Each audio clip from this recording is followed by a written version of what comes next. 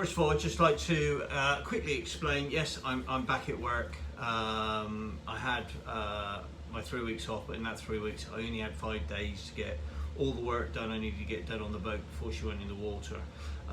So I didn't have time to take a lot of video and go through what was going on. It was just flat out. Early starts. You know, I was down at the boat at 4 in the morning. I actually woke up the security guard at one point to let me in. But I got the work done that I needed to get done.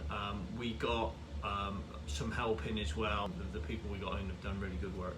Welcome to Second Wind. Boaty Bits, they came in to do the canopy.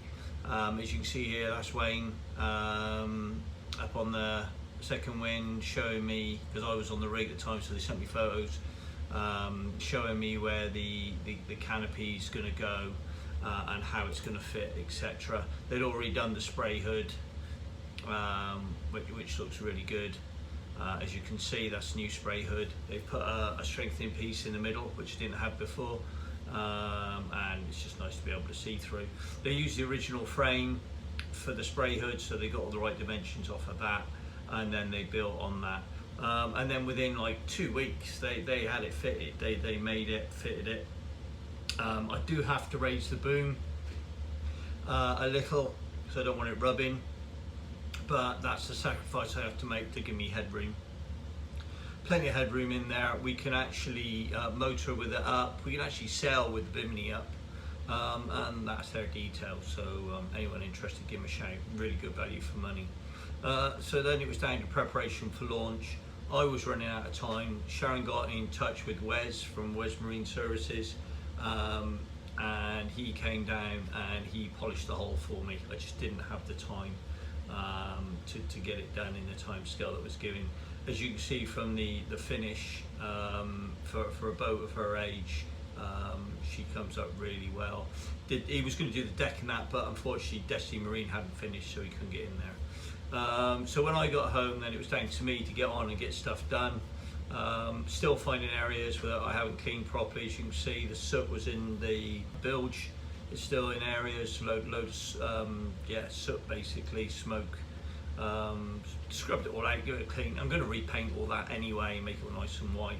So when I put all the floorboards back down, and I spent a lot of time just cleaning and polishing them and getting them back up to a good standard. They come up really well. I even made the bed just in case we decided to stay out overnight, but yeah, that didn't happen. We wanted to get back in.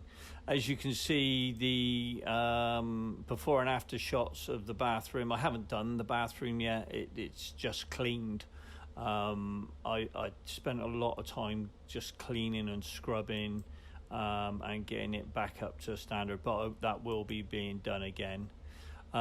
This is an example of what I'm looking for upholstery. We don't have the upholstery yet. I've got a company in that's been recommended by Destiny Marine that are doing the upholstery for me, and this is a brief idea of what I'm looking for. So we're looking for a grey, but I don't want the traditional cut lines that they had, because I found the cushions kept falling off. I want them split so that I can get into the cubby holes behind easier.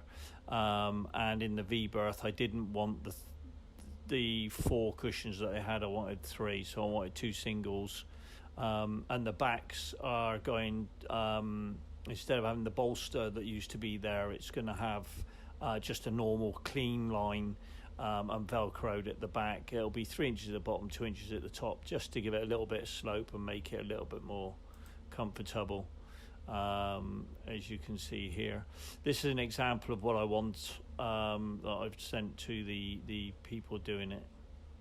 And yeah, there's brand new fenders that I got bought with socks, that I got bought for Christmas. Then it was underneath the boat. I sprayed the prop with anti-foul prop spray. Put a new rope cutter on because the old one was all broken and damaged.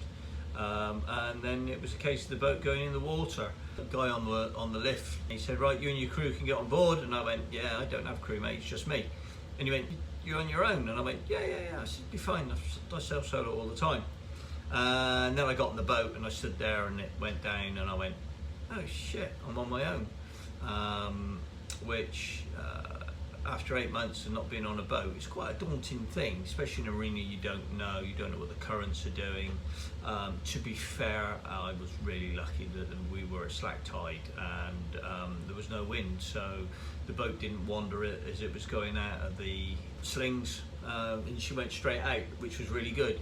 I went round, I had 2 nights at Hamble Point Marina just so that I could get the sails up and just check everything was okay, make sure there's no leaks and all that sort of stuff, which there wasn't. And I put the sails up that day. I was going to put them up on the following day with Sharon, but there was no wind. I mean, it was dead, so I put them up on my own. It was dead easy, dead quick. And I had Ian Morgan at Morgan Sails go over my sails for me, put me in a new E-view strip on it, which was really good. And yeah, so I was really pleased with that. So I put all them up and that was that done. So there she is back in the water, looking nice and pretty. So then all that's left is to check the weather, check the tides and do a passage plan. And then we're going sailing.